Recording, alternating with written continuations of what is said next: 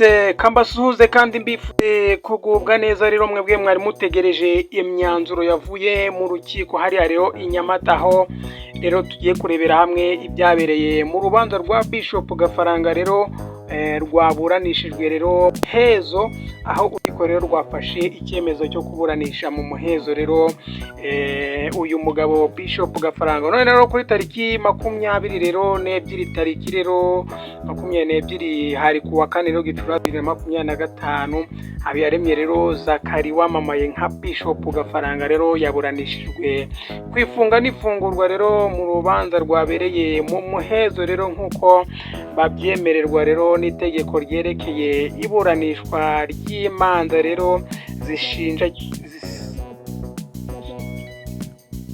z'inshinjabyaha rero mu ngingo yayo y'134 rero Gafaranga rero yageze ku rukiko rw'ibanze rwa Nyamata isa 12:34 ari mu modoka ya RIB ndetse aza acungiwe umutekano ku buryo byabaye ngombwa ko anyuzwa mu muryango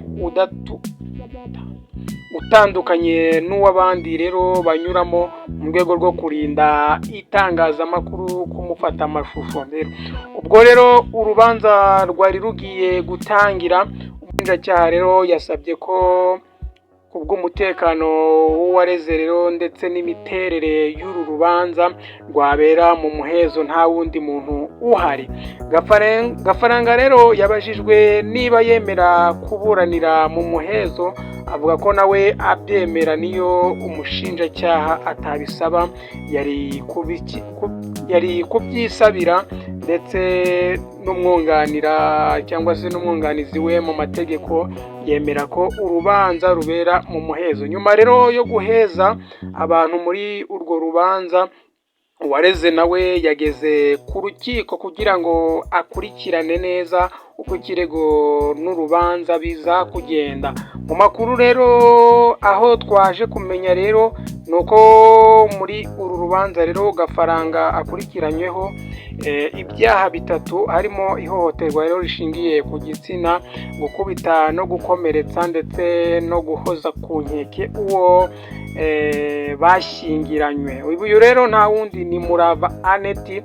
Ubushinjacyaha rero bwasabye ko Gafaranga akomeza kuburana afunzwe by'agateganyo rero iminsi 30 ku gihe iperereza rero rigikomeje. Gusa Gafaranga we agasaba ko yarekurwa kuko adateze gutoroka ubutabera. Ubushinjacyaha rero kandi bwerekanye ibimenyetso birimo raporo rero y'inzego z'ibanze igaragaza ko abo bombi bagiranaga amakimbirane ndetse na raporo ya muganga rero igaragaza ko uwareze afite ikibazo cy'agahinda gakabije gaturuka ku byo rero yakorewe na Gafaranga. Ubushinjacyaha rero kandi bwagaragaje ko bufite impungenge z'umutekano w'uwareze mu gihe Gafaranga yaba afunguwe, bityo rero bakomeza kuburana bashimangira ko uyu Gafaranga agomba gufungwa iminsi 30 y'agateganyo. Gafaranga rero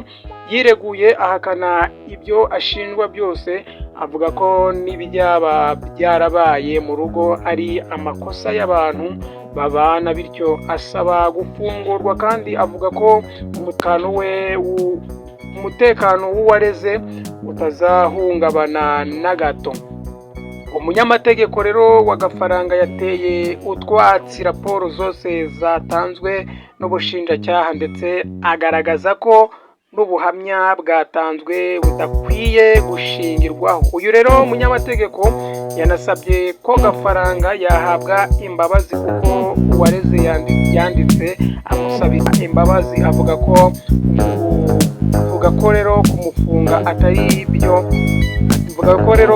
atari byo bizakemura ibibazo byabo bafitanye. Gafaranga rero yavuze ko nubwo hari ibibazo rero byabayeho bishingiye ku madeni